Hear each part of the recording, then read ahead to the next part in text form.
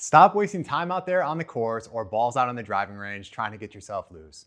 Most pros that you see out there nowadays performing at the highest level are ultimately crushing it in the gym prior to every single competitive round of golf that they find themselves playing in. Many of those stretching their careers into their 40s and even 50s in some cases that we've seen out there on the PGA Tour. So why aren't you at least giving yourself a fighting chance out there on the course? This video is the routine that I have adopted over the last couple years of working through my own mobility, health, and fitness journey to try to move better, hopefully reduce risk of injury, and at the end of the day, play a little bit better golf. And if this is something that you've been interested in dipping your toes into, but maybe haven't found the time to get started, this will be a great first step for you in eventually figuring out what it is that you need in order to perform at your best and maybe adopt this type of protocol into something that's a little bit more targeted to your own specific movement needs and limitations. Let's get started.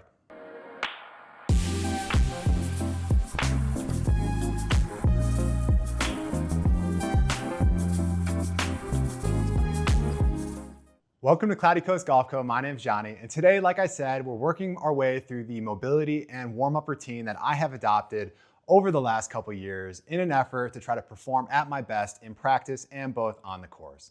There are so many fantastic resources available to all of us out there, whether that's TPI, Kobe Tollier and his team at the stable, or my local chiropractor and sports medicine practice, Code Chiro here in Cleveland, Ohio.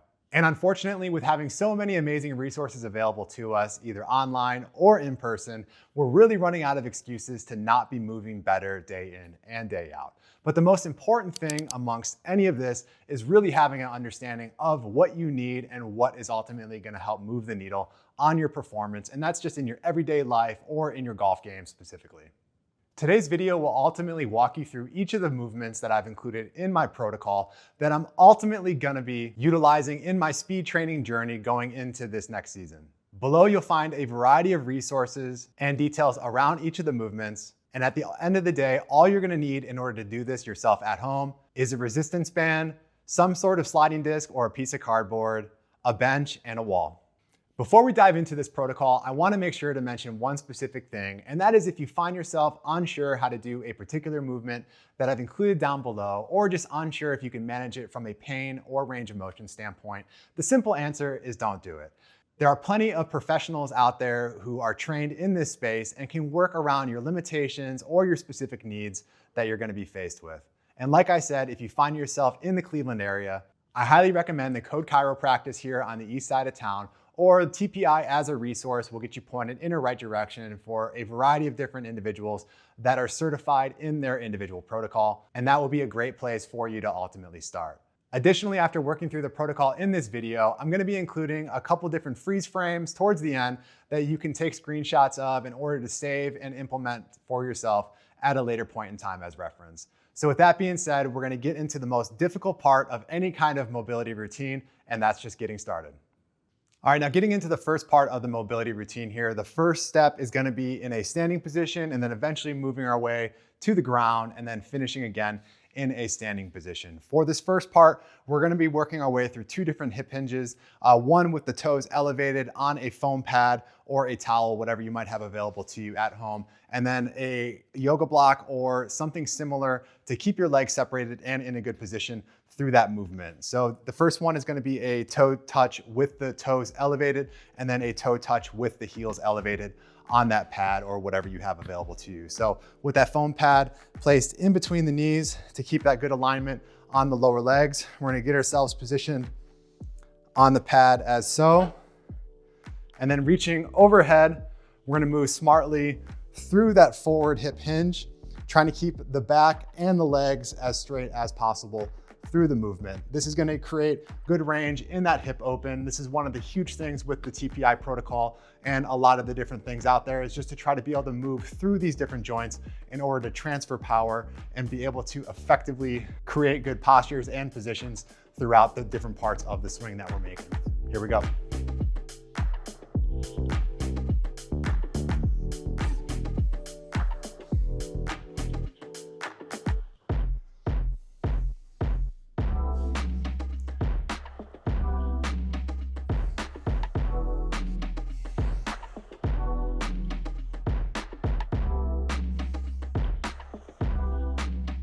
All right, so 10 reps completed with the toes up. We're gonna switch it around now, do the same movement, except this time we're gonna have our heels elevated on the pad itself. So same positioning with that yoga block or whatever you have in between your knees, trying to keep that good alignment on the lower leg. And we're gonna do 10 reps with the heels elevated on the pad before getting to the ground and moving on with the protocol.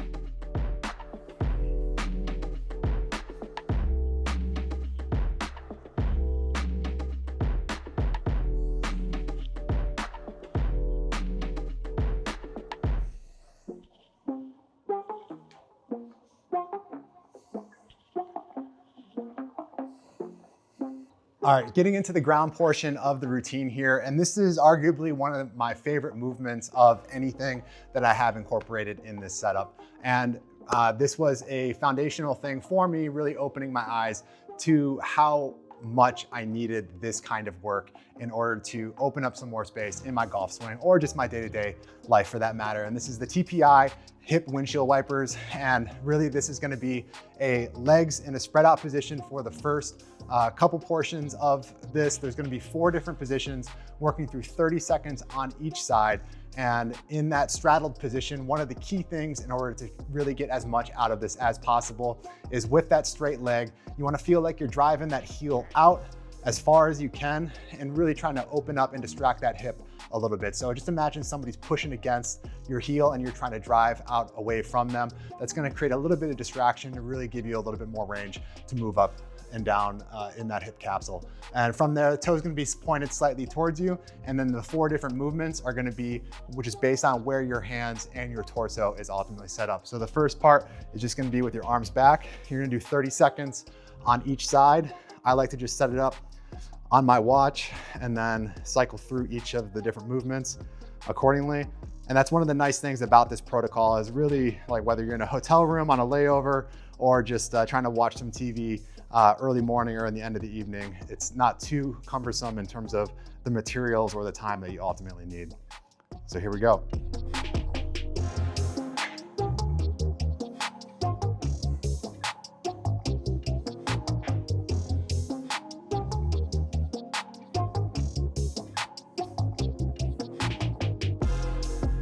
And one of the big things that you'll notice when you're going back and forth on this, no 2 sides are really the same and no 2 positions are really the same for each of the sides.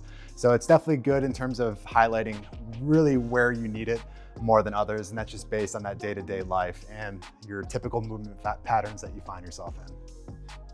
All right, so next position up here, same straddle position as well, driving that heel away to distract that hip.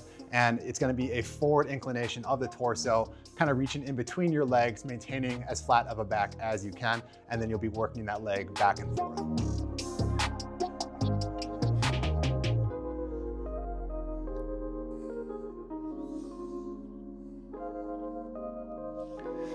Next up here, we're gonna transition out of that straddle position, bringing that left leg in, and then you'll be bringing the right leg in with the left leg extended. So same thing with that leg in, trying to maintain good posture with your torso. We're gonna get 30 seconds here, pushing out through that right heel, still driving away, and then working back and forth through that internal and external rotation. And again, just another position really just highlighting how different my 2 sides are. One of the things I do notice with this part of the movement is that it definitely translates to opening things up a little bit more for me on the follow through and then also the takeaway in that rotation. All right, getting into the next position here, we're gonna get our legs both out in front of us. You're gonna bring your left leg over your right leg, hug that to your chest, whatever feels comfortable for you, trying to maintain that upright torso position. And then same philosophy in terms of driving that lead leg out, working through the heel with that toe pointed towards you and just wiping it back and forth. I find with this one in particular, I do have a lot of restriction when it comes to the internal and really the external rotation, maybe more so the internal than the other, but it just feels good at the end of the day, especially the more that you can drive that heel away and just try to open up that hip just a tad more to give you a little more space in the movement.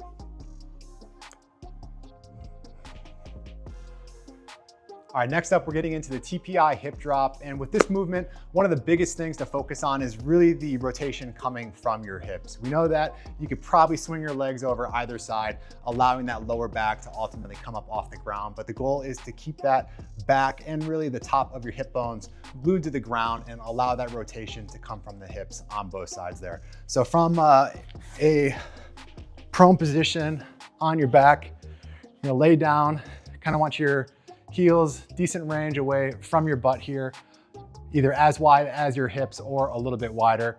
And then either arms out for stability or whatever you find comfortable for you. You're just gonna rock those hips, or those knees, excuse me, to the side, and then work them up, back and forth. Really, I can feel more so to the right, that left hip really wanting to rise up. So really trying to focus on keeping that down and then just stopping the rotation there. And you're gonna have 10 reps to either side, working each way. I can definitely feel a good amount of stretch in this position. It feels good to really kind of sit at the end range, going each direction and trying to let it open up a little bit there. But again, that rotation really coming from the hip and then not so much from the back, letting that come up off the ground. All right, next movement up is the TPI clamshell complex. And this is a very humbling movement complex, just in terms of how difficult this can be if you do have pretty weak or tight hips. That was definitely me personally when I did start this, and it's even continued on. Because if you really focus on a smooth, deliberate movement in each of the positions, it can really target a lot of good areas throughout that hip joint, and then really try to improve the strength through a variety of different positions that you're gonna find that hip in. So 4 different movements, 10 reps in each position. You're gonna do all on one side first and then the other. So you can begin this by laying down on the ground. And I believe that if you can do this comfortably in a public space, you fully accepted that doing this kind of stuff is very good for you, because this is not the most flattering of movements to do in a public gym. But your feet are going to be together for this first movement, and knees and everything in line. And however you want to set yourself up, kind of in that comforted position on the ground. And you're just going to look for that rotation to occur from the hip, opening it up to the range that you can. You should feel a good amount of action through that hip joint itself, really outside, and then maybe a little bit into the glute from there. We're gonna get 10 reps with those feet together. The next part of it is gonna be with the knees together. So same thing, 10 rep scheme throughout this entire time, with everything in line just like before, knees together. That rotation is now gonna come from the hip, but lifting the leg up. So you're gonna rotate through, lifting that outside heel up. And again, the right hip tends to be the issue for me. And this is a pretty tough movement just from a range of motion perspective that I personally have. I get a lot of tightness really in that TFL kind of cluster in the hip there. And a little bit of pinching as well. So like I said, just go through, move smartly. You really want to feel that lift from the hip itself. You don't want to necessarily be throwing it around just because you can. Really nice and deliberate movements, just like everything in this protocol. Next one from here is going to be in that same position. Now you're just going to pick those legs up. You're going to have them parallel to one another, and it's going to be the same rotation, lifting that heel from the 2 feet there. So picking that heel up, creating that rotation through the hip, but then also maintaining that stability for where the knees are. You'll do 10 reps there. And the last one will be in a extended position here. So what you're gonna wanna do is make sure you got enough room available. Low leg is gonna be in that same position. And now you're just gonna go to extension, about 90 degrees in that leg. And now you're just gonna work through both ranges, twisting back and forth. So 10 reps, going up and down with that rotation, really coming from the hip there. And once you complete 10 reps at each of those positions on the right-hand side, You're gonna flip it around, do it from the left. And one of the big things that I always like to highlight or just take notes of personally is how different each side is or how difficult each movement is. I can definitely tell if I go a period of time without doing this stuff, it really tends to bundle up on me, and then just highlights how important it is to maintain that consistency with things like this when you're trying to make long-term improvement going forward. All right, next up, continuing with our time on the ground here, we're gonna go into a fetal position again with our knees tucked in, and these are just gonna be open books. This is a pretty common movement from a physical therapy standpoint, and really trying to create that openness through the chest. And then this has the added benefit with the knees in of trying to open up that lower hip as well. I tend to get a couple good cracks in my back when I am either early on in doing this and just getting the body moving out the gate. So you're gonna want that, again, knees together in a similar position that we were just in for that clamshell complex. Your head down. If you wanna have something to support your head, up to you there, but it's gonna be low arm out forward. You're gonna bring those two palms together, and just like the movement says, you're gonna look for an open book. So you're just gonna open up those pages, follow your hand with your eyes, and then create that rotation, and then bring it back to the center position there. One of the things you can do if you want to amend this a little bit, you can go that low arm on your knee to keep that trap down and help with that rotation, keep it in the chest, and then ultimately maybe bring it a little bit more into that hip and low back as well. So 10 reps each side, just keeping those eyes on the hand the whole way. And I can definitely feel that mid to low back opening pretty good. Just try to reaching out as far as you can. And again, 10 reps on the right side here. And then it'll be 10 reps on the left-hand side. All right, second to last movement here on the ground. And as far as the difficulty level for a variety of movements throughout this protocol, this is probably gonna be the highest one of the list. And the reason for that just being some of the basic requirements that are needed just to get into the position at a baseline. So this is a traditional 90-90 protocol, and this is from TPI. And really what you're looking for here is to have both that lead leg and also that trail leg into 90-degree positions. If you do find this position to be difficult to get into, I would advise either use a pad, use a pillow or something like that underneath that hip to kind of raise that and just reduce the amount of range that you're trying to put, especially that trail leg into, that I see personally or a lot of other people out there. So we have that pad from the earlier part of the protocol. So if that is something that is bothering you, you could slide that underneath that lead hip, get into that good 90-90 position here. And then all we're doing from here, this is focusing on the obliques and that rotation. So we're gonna turn away from that lead leg, try to get as close to 90 degrees in this position. Thinking if you had something coming out of your chest, you're trying to point, so there's a perpendicular line with where your chest is pointed and where that lead leg is. And then this first part is just gonna be 8 to 10 breaths in that supported hands underneath you position. From here, we're gonna go into a reach and then eventually into a low comforted position, trying to relax into this rotation. So 8 to 10 breaths from here, just nice and deep, trying to feel that diaphragm. Inhale and exhale. Big breath in. Full range, you should feel a good amount of expansion down there, and then letting it out. And then as you're going through these deep breaths, what I can feel personally is that rotation start to give me a little bit more space as time goes on, especially throughout the next two movements from there. So once you get that 8 to 10 deep breaths in that position, you're gonna go for a reach. So again, 8 to 10 breaths in this reach. And one thing I do like to do is either if you have a water bottle, a block, or something to hold on to. If you are a little bit tight and limited, which I definitely am throughout my upper back, and especially in this like hip and oblique area, having something that you can hold on to and kind of lean into and help extend that outside part of the body to really get into this stretch. So we're gonna rotate into that position, chest perpendicular with that lead leg, and just grabbing that implement, whatever it is that you're doing, letting it kind of rock away from where you are. And I'm just getting this all throughout this side of the body, side body, a little bit in the lat and the hip as well, back of the shoulder, and just let that rock away. Deep breath, same thing, good diaphragm breathing, all the way in and all the way out.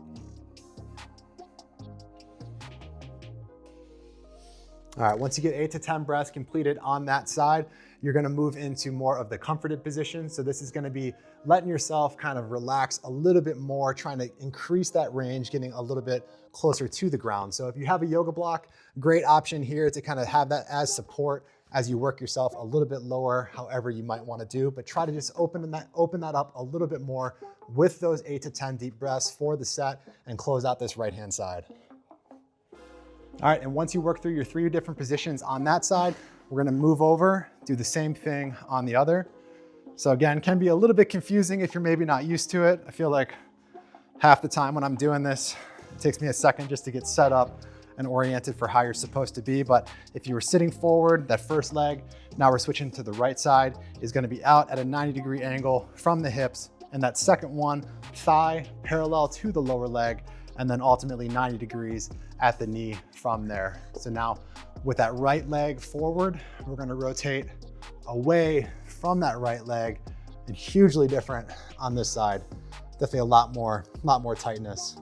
We're gonna rotate through, chest perpendicular to where that lead leg is ultimately gonna be coming out from your hip, and just 8 to 10 deep breaths on this side.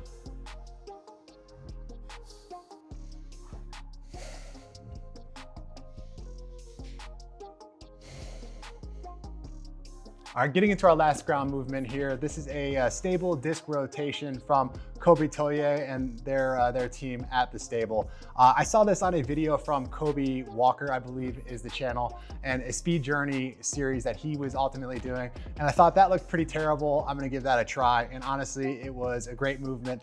Definitely moves the hip through a good range of motion, and then just really gets things warmed up, especially because it is quite difficult, especially if you do have issues with some tight hips, moving through a variety of different ranges. So all this is, you need a sliding disc. Conversely, if you do have like a piece of cardboard or something like that around, that would do just fine as well. I know when I'm on the road and I'm trying to just do this in a hotel gym or whatever it might be, even a crushed up cup will do the job as well. So you're gonna take that sliding disc.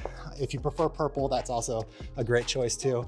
But from a push-up position, you're gonna put your toe on the disc, and in that full extension, you're just gonna bring that disc up to your chest, open it up, and then just create a big circle. And we're just gonna do 10 of those.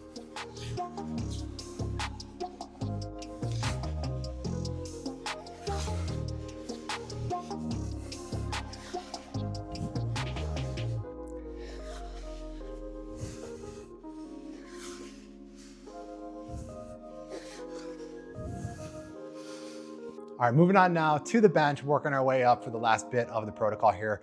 We've got the TPI torso turns with a bend, and this is gonna be 3 different rotation attempts per side, incorporating breathing as well as a trunk rotation to try to open up that T-spine and upper back mobility as well. So I like to do this on the end of a bench. If you just have a chair or something like that, that's totally fine. You just want something that maybe doesn't have armrests that are blocking your rotation or how you're ultimately gonna be seated in it. But with the legs straight forward, you can either do this with a club across your chest if you wanted to aid you with that rotation and just having an understanding of where those shoulders are, also keeping them square or parallel with one another. And otherwise, you could just bring your arms across your chest, do the rotation that way, however it is that you like to set it up, to each their own.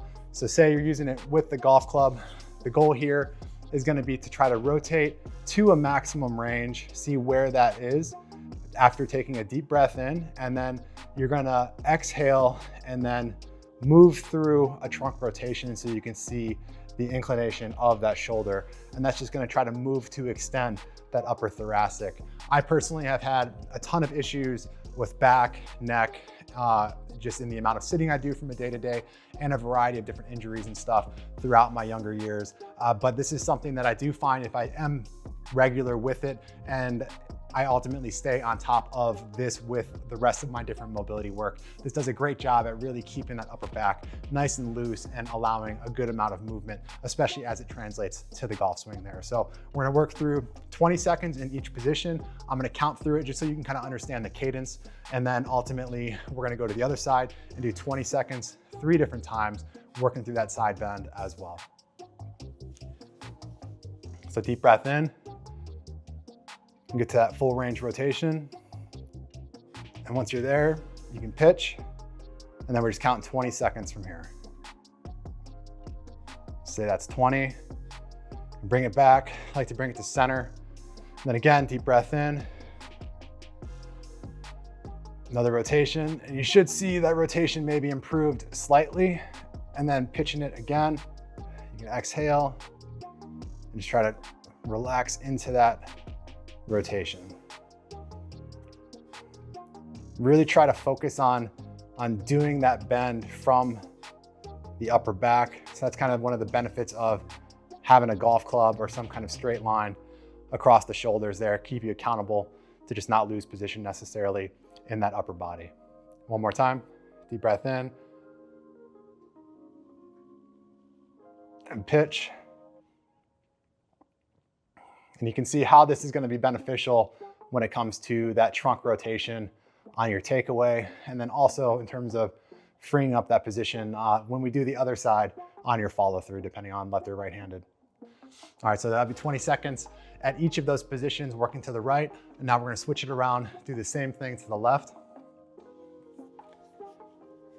And again, just try to pay attention to any differences from left to right, just to highlight that any kind of asymmetry that exists in how your body's moving.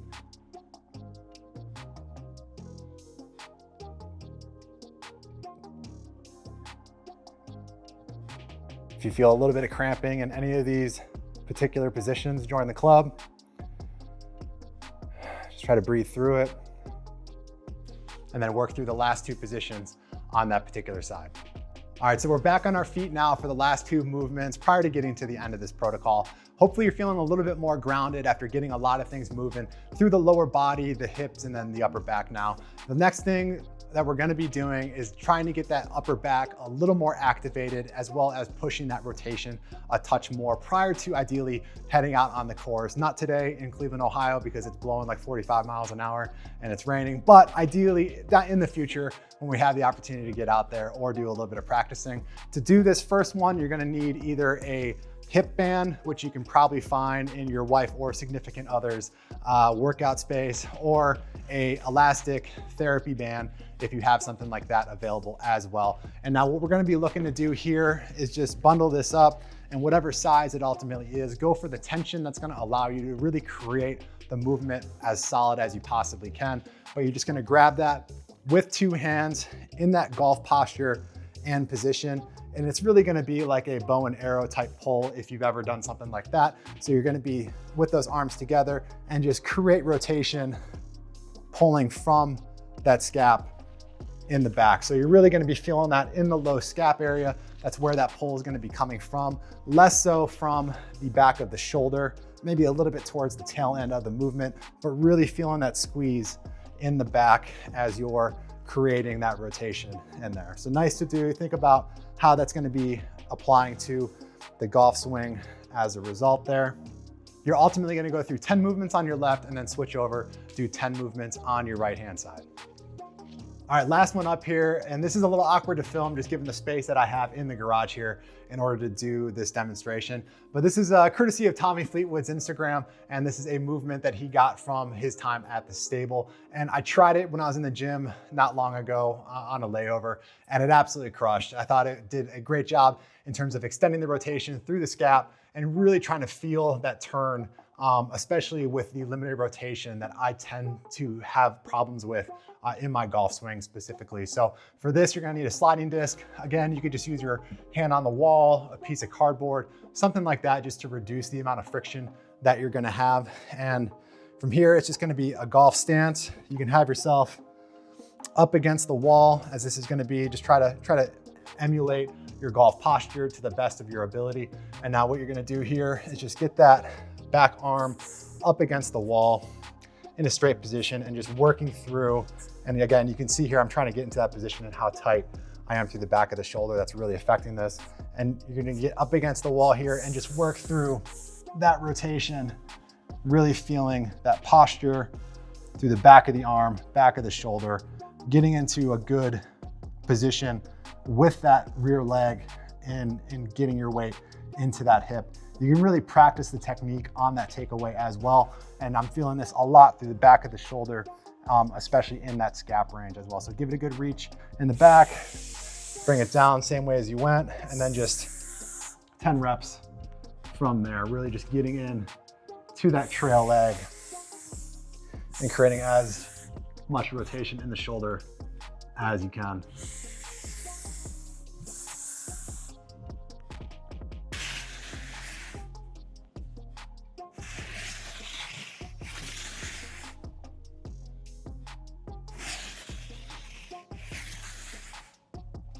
And now with that out of the way, I'm about as confident as I could be to head out to the first tee and know that I'm ready to go without hitting the range prior to going out and playing. And if this is something that you find yourself on the fence for and you're unsure if you maybe want to dip your toes into doing something like this and incorporating this into your game of golf, I highly recommend that you do so. This has not only improved how I'm moving in my swing, but it has also improved how I feel in my day-to-day life. So give this protocol a try. Let me know down in the comments how it works out if you choose to do so, or if you are working through your own individual protocol that has worked out well for you. Let me know what it is that you're doing and how that's ultimately worked out relative to the progression that you've made in your golf game over the years that you've maybe been doing that. Additionally, this is a foundational part in the protocol that I'm going to be doing following this video, which is going to be a speed and strength training protocol that I'm implementing into my weekly routine. So if this is something that you found yourself interested in, just make sure you stay tuned for those follow-on videos and work through the 3 days that I'm gonna be addressing different speed, coordination, and strength elements specific to golf that I have found to be lacking quite a bit, and I'm hoping to improve on going into this next season. As always, if you made it this far in the video, thank you for watching. Make sure to stay tuned to the end if you do want to grab a picture of the protocol that I went through today with the different instructions, as well as the equipment and rep sets that we went through throughout the day. But as always, again, thank you for watching, and I'll see you next time.